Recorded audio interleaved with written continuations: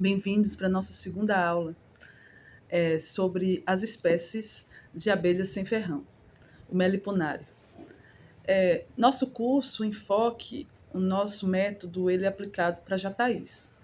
Então, a espécie que a gente vai trabalhar é a espécie jataí, como a gente conhece, a jataí amarelinha.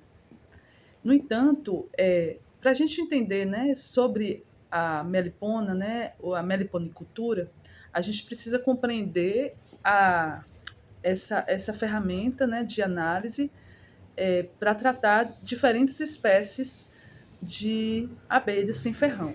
E hoje o enfoque, nosso segundo módulo, o enfoque dele é justamente trazer para vocês um conhecimento sobre essas espécies diferentes de abelhas sem ferrão que a gente tem, que a gente possui. Claro que no Brasil a gente vai ter infinitas, né? Claro que a biologia ela é incansável por isso, porque ela sempre traz novidades e espécies. Ontem eu até assisti sobre isso, né, sobre espécies que estão sendo extintas e que a gente não está nem conhecendo por conta dessa diversidade, essa biodiversidade que é característica, né, das áreas, principalmente as áreas de florestas, não só, né, aqui na minha região também, que é mais para a caatinga, transição de caatinga com cerrado. A gente, como eu mostrei nos vídeos anteriores, a gente também tem floresta aqui, florestas densas também, tá?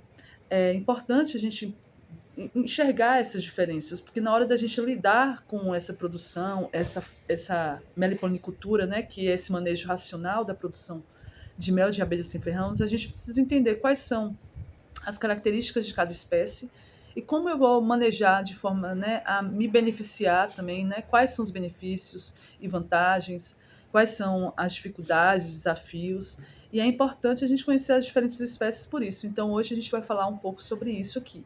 E claro que eu vou falar somente da minha região, que é a região do sudoeste da Bahia, tá? Eu não posso falar das outras regiões porque eu não vivenciei essas regiões. A partir do momento que eu começar a vivenciar e fazer essa imersão dentro da floresta e fazer essa pesquisa dentro de cada região, eu vou poder trazer para vocês essas particularidades. Então, conforme eu for desenvolvendo a pesquisa, eu posso trazer para vocês depois sobre cada região do Brasil, mas agora, ou cada região da Bahia, né? Que aqui eu estou focando numa região da Bahia, que é o meu estado, o estado onde eu faço a produção e faço o manejo dessas abelhas jataís. Então vamos lá. Então, a abelha jataí é essa que a gente trabalha aqui, né? O manejo que a gente faz, a produção é com essa espécie, que a gente já falou sobre ela, né? E eu vou estar falando novamente para vocês sobre ela.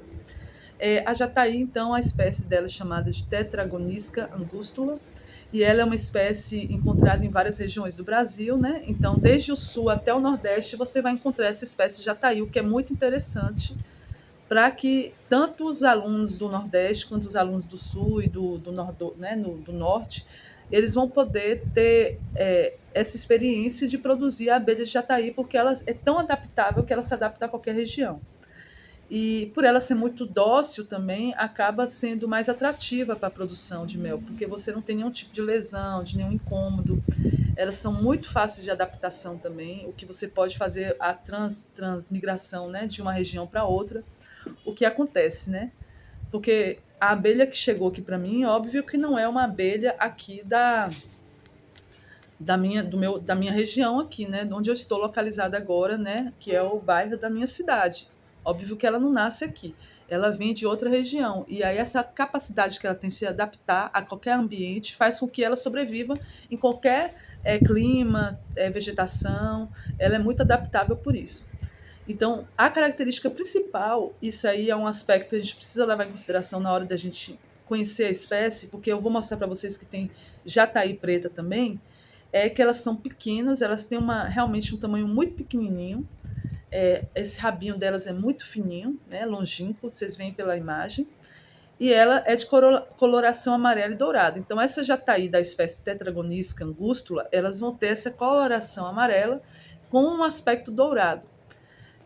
Uma das coisas que mais atrai na hora de produzir ela é que o mel dela, além de ser muito saboroso, ele é um pouco mais fino, ele tem uma umidade maior, ele é também de um valor medicinal muito grande também, o que acaba que ele tem um valor comercial maior também. Vocês vão encontrar 25 gramas a R$ 25, ou seja, cada graminha daquele melzinho vai valer R$ 1. Isso no mercado antigo. Atualmente, eu acho que a gente já pode estar colocando R$ 50, 25 gramas, porque ela tem esse valor medicinal, de fato, e ela acaba produzindo muito pouco. Então a gente tem que fazer cobrar um pouco mais para que esse custo-benefício ele venha também, né, para o produtor. Bom, a próxima espécie que a gente vai falar agora é justamente essa jataí preta, que a gente precisa conhecer essa diferença para a gente poder não se confundir, principalmente quando a gente faz a pesquisa em campo. Então, o nome dela vai ser Scaula longula, né, o nome científico dela, e ela é uma nativa do Brasil, também uma melipônia nativa do Brasil, e ela, diferente da jataí amarela, ela é de pequeno porte, mas de cor preta. Então, a característica principal dessa abelhinha vai ser essa coloração preta dela, e aí vocês conseguem visualizar na imagem, né, que elas têm essa dimensão muito menor. E as entradas dela costumam ser mais escuras, né, que a coloração da jataí amarela, ela é um amarelo mais dourado. E da jataí preta, ela vai ser essa coloração mais escurinha, ou avermelhada, devido ao próprio cerume que é próprio do que ela produz, né?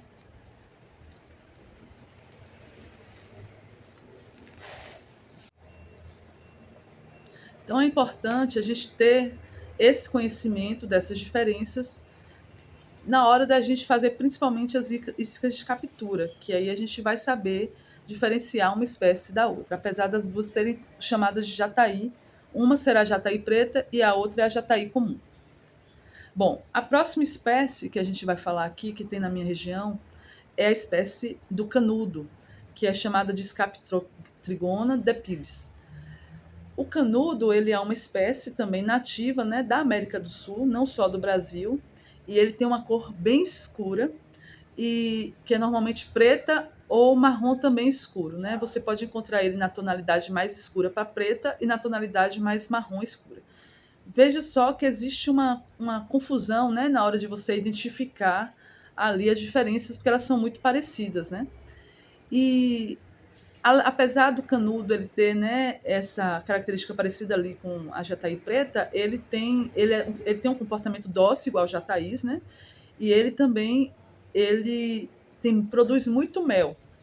Mas o que tem em contraste aí, que por isso que ele não é uma espécie indicada para a produção, é porque ele tem essa estratégia de defesa dele, né, que é picar e a pessoa ou, né, ali o animal ou outro inseto, ele faz essa estratégia de defesa muito acirrada, então ele acaba picando e aí pode causar uma lesãozinha ou um incômodo, porque uma coisa é um inseto te picar, outra coisa é a colmeia inteira vir para cima de você e começar a te picar. E aí só quem mexe com colmeia que entende essa dimensão da colmeia, porque a colmeia ela é uma família. E quando você entra dentro da colmeia, que você vai fazer um manejo ali da abelha, você vai ser picado por ela. E aí, nesse momento que ela vai te picar, essa intensidade da picada é que faz com que seja ou não vantajoso você produzir aquele animal. Porque se ele tiver uma picada muito forte, aí você vai precisar adquirir equipamentos, né, como é usado na apicultura, e aí acaba sendo mais oneroso o processo de produção, porque um equipamento desse não é barato e ainda você precisa fazer também, né, adquirir a colmeia, fazer todo esse trabalho de adquirir ali a casinha, a isca, e aí acaba sendo, né, custo-benefício menor. Então, por isso que as jataís, elas são mais indicadas para a produção de mel. E aí o seu nome, que aí é um aspecto interessante do canudo, é que ele tem um nome de canudo por causa do formato do canudo, né? A entrada dele parece um canudinho. Então ele acaba recebendo esse nome por isso. Bom, o próximo e mais interessante também das espécies é essa espécie chamada tataíra, é a Oxytrigona tataíra. A tataíra ela é muito bonitinha, você vê que ela tem uma cabecinha meio alaranjada e ela é encontrada em regiões do Nordeste, do Sul e do Sudeste. Veja que ela não tem em todo o Brasil, mas ela já foi encontrada, ela pode até ser encontrada em outras regiões, mas acaba que não tem essa evidência, né, de pesquisas ali que demonstrem que ela realmente aparece e ela existe nessa região. Mas no Nordeste, no Sul e Sudeste, ela já tem, né, a incidência, né, de estar ali aparecendo. E ela é conhecida como caga-fogo, ou abelha de fogo, porque ela defende seu ninho expelindo um líquido cáustico, e esse líquido cáustico ele é um ácido mórfico, e ele é capaz de deixar ali a região queimada quando toca. Então é muito muito ela causa muita lesão para quem produz, né? Para quem se aproxima dela.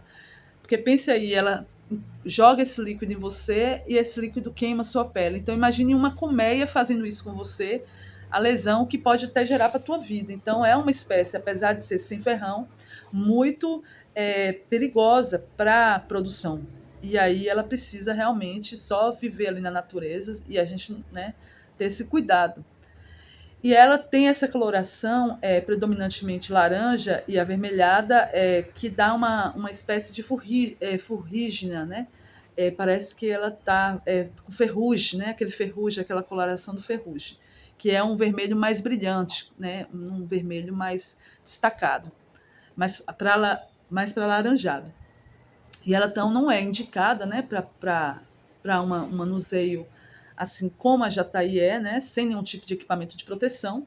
Mas se você tivesse interesse, ou qualquer pessoa tiver o contato ali, encontrar dentro do seu território essa espécie, pode fazer o manuseio também, pode fazer o manejo, como utilizando, então, aquela roupa de proteção.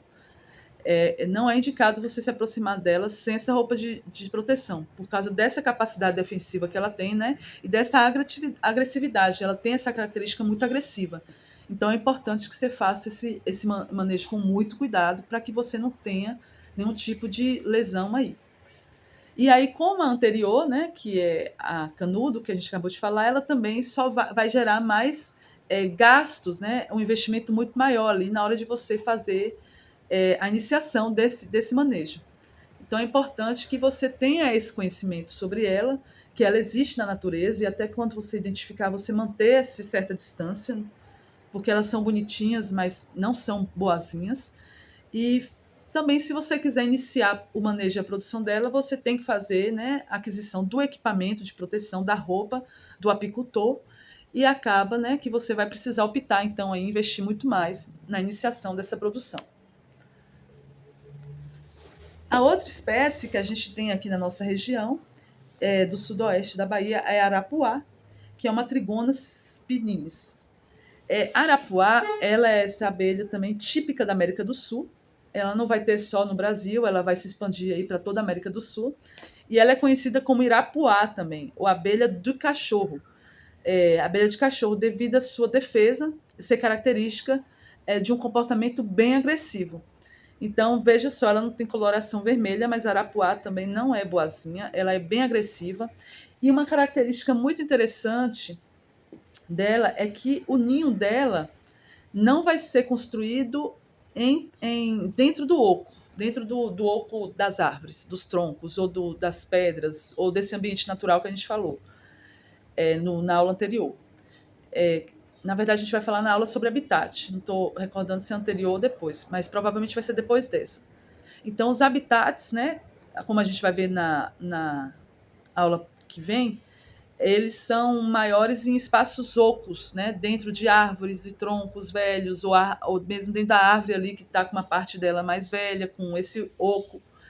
E a arapuá não, ela vai construir como a gente está vendo na imagem aqui abaixo, né, no canto inferior aqui, ela vai construir em ninhos, como se fossem cupins, né, fora ali de terra, em volta ali, né? Claro que não é só terra, é um material barroso, né, misturado com restos de plantas, de cipós, que dá essa consistência, mas elas vão fazer na parte externa do tronco e acaba se assemelhando a cupins, né?